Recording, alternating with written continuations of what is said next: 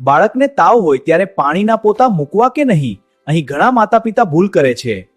જ્યારે તાવ 102 ડિગ્રીથી વધુ હોય ત્યારે આ પદ્ધતિ દવા કરતાં પણ ઝડપથી કામ કરે છે. પણ અહીંયા લોકો એક ભૂલ કરે છે. ફ્રીજના એકદમ ઠંડા પાણીનો કે બરફનો ઉપયોગ કરે છે. જે વૈજ્ઞાનિક રીતે સાવ ખોટું અને નુકસાનકારક છે. એવું કેમ? ઠંડા પાણીથી તો તાવ જલ્દી ઉતરવો જોઈએ ને? ના, એવું નથી.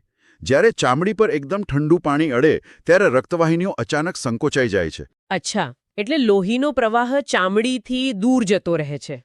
હા, પરિણામે અંદરની ગરમી બહાર નીકળી શકતી નથી. અને બીજું એ કે મગજને સિગ્નલ મળે છે કે શરીરને ઠંડી લાગી રહી છે. એટલે સ્નાયુઓ ધ્રુજારી ઉત્પન્ન કરે છે. બરાબર. અને ધ્રુજારીથી નવી ગરમી પેદા થાય. એટલે બહારથી ચામડી ઠંડી લાગે પણ અંદરનું તાપમાન ખતરનાક હદે વધી જાય. આ તો બહુ જ અગત્યની માહિતી છે.